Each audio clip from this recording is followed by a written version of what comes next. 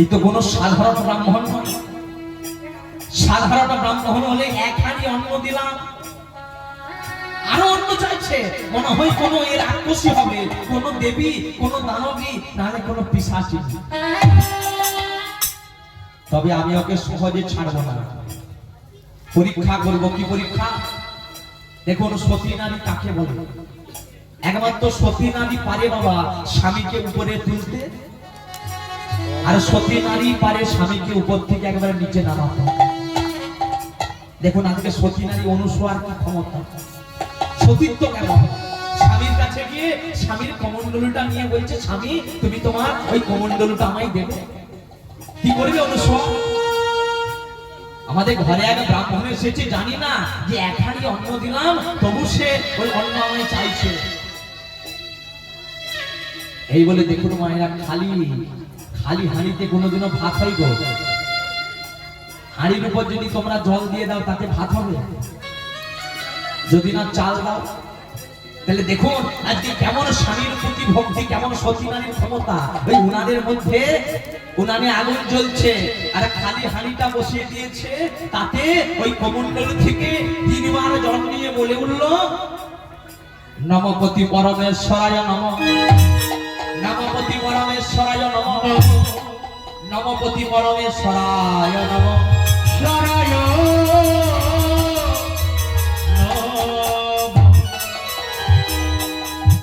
আর যেই নামা খালি হাঁড়িতে জল দিয়ে দিল বাবা, কি হলো? হাঁড়িতে অন্ন এসে গেল, ভাত হয়ে গেল। আর সে অন্ন নিয়ে দেবী দুর্গাকে সেবা দিচ্ছে। দেবী দুর্গা যত সেবা করছে বা সেবা করতে করতে ক্লান্ত হয়ে গেছে, ভাবছে আমাকে তো এখান থেকে চলে যেতে হবে, না হলে বুঝতে পেরে যাবে যে আমি দেবী দুর্গা। চলে গেল, গিয়ে বলছে, লক্ষ্মীকে জানিস ওই অনুসরণ কত ক্ষমতা? ও আমাকে ওই অন্ন শেষ হয়ে গেল, তারপর জানি না ওই কমণ্ডল থেকে, স্বামীর কমণ্ডল থেকে জল নিয়ে অন্ন প্রস্তুত করে আমাকে সেবা দিল। আমি অনুসরণকে ছাড়বো না, আরো পরীক্ষা করবো। কি করবো? ওই অনুসর স্বামী, যার নাম হলো অত্রিমুনি। অত্রিমুনি যাই মা জঙ্গলে কাঠ কুড়োতে, আর সেই কাঠ নিয়ে এসে, তখনকার দিনে তার বাবা গ্যাস ছিল না, কাঠ কুড়িয়ে নিয়ে আসবে, সেই কাঠকে ওই উনানের মধ্যে দিয়ে সেটাকে দিয়ে রন্ধন করবে।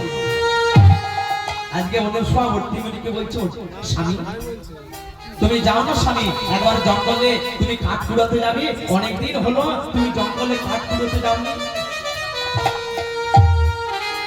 তাই এবার অত্রিমুনি চলেছে জঙ্গলে কাঠ কুড়োতে, আর এদিকে ওই জঙ্গলের মধ্যে বসে আছে সাধু হয়ে মা দুর্গা। অভিশাপ করবে বলে অত্রিমুনিকে, আর এদিকে অত্রিমুনি মনের আনন্দে কৃষ্ণ নাম গাইতে গাইতে চলেছে। ওই অত্রিমুনির সঙ্গে আমরাও যাব ভগবানের নাম গাইতে গাইতে, বলবো ভগবান শ্রীকৃষ্ণ চন্দ্র কি, রাধা মাধব কি, ভক্তবৃন্দ কি। ভগবানের নাম স্মরণ করতে করতে যাচ্ছে। পূজ্য বিহারী হে গিরিধারী, সুন্দর ব্রজে রঘুপাল,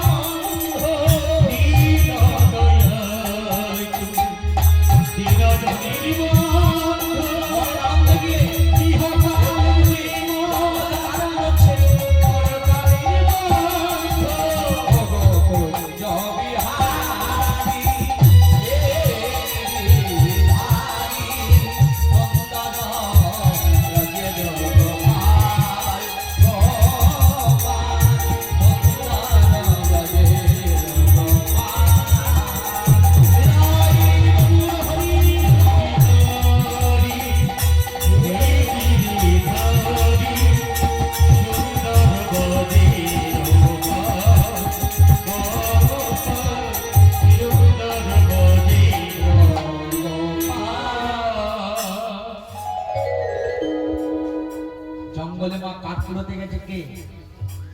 অনুসুয়ার স্বামী, যার নাম হলো অর্তিমণি। এদিকে জঙ্গলের মধ্যে বসে আছে বাবা সাধু হয়ে মা দুর্গা, অভিশাপ করবে বলে অর্তিমণিকে। তাই এবার ওই অর্তিমণি জঙ্গল থেকে কাঠ কুড়িয়ে নিয়ে আসছে বাবা মাথায় করে। আর এদিকে দুর্গা ভাবছে আমি ওই অর্তিমণির সারা শরীর থেকে শক্তিটা কেড়ে নেব, দেখবো যে অনুসুয়া তার স্বামীকে কেমন করে বাঁচায়। অর্তিমণি সারা শরীর থেকে শক্তিটা কেড়ে নিল মা দুর্গা। ওই যে কাঠের বোঝা নিয়ে আসছিল না মা মাথায় করে অর্তিমণি, নিয়ে যেতে ওই কাঠের বোঝাটা পড়ে গেল সাধু বাবার গায়ে। সাধু বাবা মানে মা দুর্গার গায়ে। আর যেই না পড়ে গেল মা দুর্গা বলে উঠল, ওই অপদার্থ, ওই কুলাঙ্গা, ওই কুলদ্রোহ, তুই আমার ভজন ভঙ্গ করলি, তুই আমার সাধন ভঙ্গ করলি, যা তোকে আমি অভিশাপ করছি, এই মুহূর্তে তোর সারা শরীরে হবে কুষ্ঠ ব্যাধি। শুধু কুষ্ঠ ব্যাধি নয়, 7 দিন পরে যেদিন হবে আকাশে সূর্য উদয়, সেদিন হবে তোর মৃত্যু। অভিশাপ করলো মা। দেখতে দেখতে হয়ে গেল অর্তিমণি সারা শরীরে কুষ্ঠ ব্যাধি, সারা শরীরে অর্তিমণি হয়ে গেল কুষ্ঠ ব্যাধি। আমি তো এসেছিলাম জঙ্গলে কাঠ কুড়োতে, আমি তো কোনো অপরাধ করিনি, কেন আজকে আমার অভিশাপ করল সাধু বাবা? আমার সারা শরীরে কুষ্ঠ ব্যাধি। প্রভু, তবে তোমায় যারা ভালোবাসে প্রভু তাদেরকে জানি অনেক পরীক্ষা দিতে হয়, তুমি তাদের অনেক পরীক্ষা করো। তবে প্রভু, আমার যে সারা শরীরে কুষ্ঠ রোগ, 7 দিন পরে আমার মৃত্যু হবে। তোমার কি এই লীলা প্রভু? এই কি তোমার লীলা? প্রভু ভগবান, তোমার কাছে কি আমি ভালোবাসায় কোনো ভুল করেছিলাম? কেঁদে কেঁদে নজরে নজরে ভগবানকে ডাকছে, ও গো দয়াময়,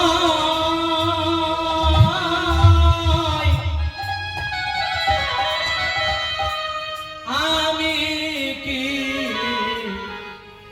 তোমারে না